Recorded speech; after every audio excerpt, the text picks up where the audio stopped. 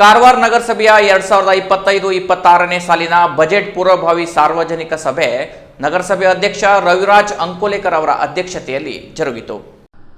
ಪೌರಾಯುಕ್ತ ಜಗದೀಶ್ ಹುಲಗೆಜ್ಜಿ ಮಾತನಾಡಿ, ಒಟ್ಟು ವಾರ್ಷಿಕ ತೆರಿಗೆಯಲ್ಲಿ 14.60 ಕೋಟಿ ಆದಾಯ ಬರಬೇಕಿದ್ದು 9.28 ಕೋಟಿ ಜಮಾ ಆಗಿದೆ. 4 ಕೋಟಿ ಬರಬೇಕಿದೆ. ಇದರ ವಸೂಲಾತಿ ಆಗುತ್ತದೆ. ಜೊತೆಗೆ ಸರ್ಕಾರದಿಂದ ಅನುದಾನ ಕೂಡ ಬರುತ್ತದೆ. ವರ್ಷಾಂತ್ಯದಲ್ಲಿ ನಗರಸಭೆಗೆ ಬರಬೇಕಿದ್ದ ಆದಾಯ ಸಂದಾಯವಾಗುತ್ತದೆ ಎಂದು ತಿಳಿಸಿದರು. 14 ಕೋಟಿ 60 ಲಕ್ಷ ಜಮಾ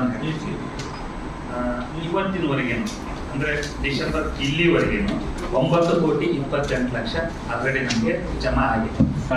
ಸರಿ ಸುಮಾರು 4 ಕೋಟಿ ಜಮಾ ಆಗಬೇಕಾಗಿರೋದು. ಯೂಶಲಿ ನಮ್ಮಲ್ಲಿ ಏನಿದೆಪ್ಪ ಅಂತಂದ್ರೆ ಮುನ್ಸಿಪಾಲಿಟಿಗೆ ಸ್ಟಾರ್ಟಿಂಗ್ನಲ್ಲಿ ಬಜೆಟ್ 5% ರಿಬೇಟ್ ಸಂಬಂಧ ಸ್ಪೀಡ್ ಆಗಿ ಜನ ಕೊಡ್ತಾರೆ. ತದನಂತರ ಆ ಟೈಮಲ್ಲಿ ಬಿಟ್ಟಂತ ಜನರು ಮಾರ್ಚ್ ಅಂಡ್ ಕ್ಲೋಸಿಂಗ್ ಇದೆ, ಎಷ್ಟೊತ್ತಿದ್ರು ಕ್ಲೋಸ್ ಮಾಡಲೇಬೇಕು ಅನ್ನೋ ಸಂಖ್ಯೆ ಇಲ್ಲಿ ಉಳಿದ ಗ್ಯಾಪ್ ಇದೆ ಸರ್. ಈ 3 ತಿಂಗಳಲ್ಲಿ ಬರುವಂಥದ್ದು, ಈ 3 ತಿಂಗಳಲ್ಲಿ ಬರುವಂಥದ್ದು ಪ್ಲಸ್ ನೆಕ್ಸ್ಟ್ ಏಪ್ರಿಲ್ ಮೇ 2 ತಿಂಗಳು ಕಂಟಿನ್ಯೂಷನ್ ನಮ್ದು ಜನವರಿ ಹಿಡ್ಕೊಂಡು ಈ ಕಲೆಕ್ಷನ್ ಏರಣ ಇದೆ ಸರ್. ಇದು ವ್ಯವಸ್ಥೆ ಸರ್. ಇದು ನಮಗೆ ಅಂತ ಸರ್ಕಾರದಿಂದ ಬರುವಂಥ ಅನುದಾನ. ದಲಿತ ಸಂಘರ್ಷ ಸಮಿತಿ ದೀಪಕ್ ಕುಡಾಲ್ಕರ್ ಮಾತನಾಡಿ, ಪ್ರತಿ ವರ್ಷ ಬಜೆಟ್ ಪೂರ್ವಭಾವಿ ಸಭೆ ನಡೆಸುತ್ತೀರಿ, ಆದರೆ ಕಳೆದ ಸಾಲಿನಲ್ಲಿ ಜನರು ಹೇಳಿದ ಕೆಲಸಗಳು ಎಷ್ಟು ಆಗಿದೆ ಎನ್ನುವ ಮಾಹಿತಿ ನೀಡುತ್ತಿಲ್ಲ. ಅದನ್ನು ನೀಡುವಂತಾಗಬೇಕು, ಇಲ್ಲವಾದರೆ ಕಾಟಾಚಾರಕ್ಕೆ ಮಾಡಿದಂತಾಗುತ್ತದೆ ಎಂದ ಅವರು, ಸಿವಿಲ್ ಆಸ್ಪತ್ರೆ ರಸ್ತೆಯಲ್ಲಿ ಶೌಚಾಲಯವಿಲ್ಲ. ಸಾಕಷ್ಟು ಜನರು ರೋಗಿಗಳು ಆಸ್ಪತ್ರೆಗೆ ಬರುತ್ತಾರೆ, ಚಿಕಿತ್ಸೆ ಪಡೆದು ಹೊರಬಂದರೆ ರಸ್ತೆಯಲ್ಲಿ ಎಲ್ಲಿಯೂ ಶೌಚಾಲಯ ವ್ಯವಸ್ಥೆ ಇಲ್ಲ. ಈ ರಸ್ತೆಯಲ್ಲಿ ಒಂದು ಶೌಚಾಲಯದ ಅಗತ್ಯವಿದೆ ಎಂದರು. ಅಂದ್ರೆ ಈ ಒಂದು 4 ವರ್ಷ ಒಂದು ಮೀಟಿಂಗ್ ಮಾಡೋದು ಸರಿ ಕಾಣ್ತಾ ಇಲ್ಲ. ಯಾಕಂದ್ರೆ ಹಿಂದಿನ ಮೀಟಿಂಗ್ ನಲ್ಲಿ ನಾವು ಏನು ಕೆಲವು ನಮ್ಮ ಸಲಹೆ ಸೂಚನೆಗಳನ್ನು ಕೊಟ್ಟಿದ್ದೀರಂತೆ, ಅದು ಎಷ್ಟು ಮಟ್ಟಿಗೆ ಇಂಪ್ಲಿಮೆಂಟ್ ಮಾಡಿದ್ದೀರಿ ತಾವು, ಅದು ನಮ್ಗೆ ಗೊತ್ತಾಗಬೇಕು. ಅದೇ ಸಲುವಾಗಿ ನಮ್ಮ ಕೆಲವೊಂದು ಮೆಂಬರ್ಸ್ ಬರ್ದೇ ಇದ್ದಿರ್ಬೋದು. ಯಾಕಂದ್ರೆ ಇದು ಸುಮ್ಮನೆ ಕರೀತಾರೆ, ಮತ್ತೆ ಸುಮ್ಮನೆ ಒಂದು ಟೈಮ್ ಪಾಸ್ ಮಾಡ್ಕೊಂಡು ಹೋಗ್ತಾರೆ ಅಂತ ಹೇಳಿ ಅನಿಸ್ತದೆ.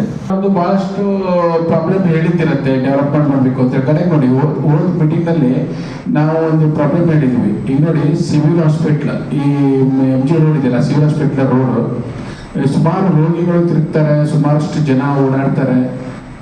ಅವ್ರಿಗೆ ಒಂದು ಮೂತ್ರಖಾನೆ ಇಲ್ಲ.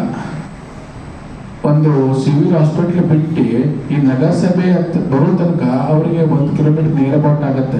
ಶೌಚ ಮಾಡಬೇಕು ಅಂತ ಹೇಳಿದಾಗ ಯಾವುದೇ ಇಲ್ಲಿ ಇದಿಲ್ಲ.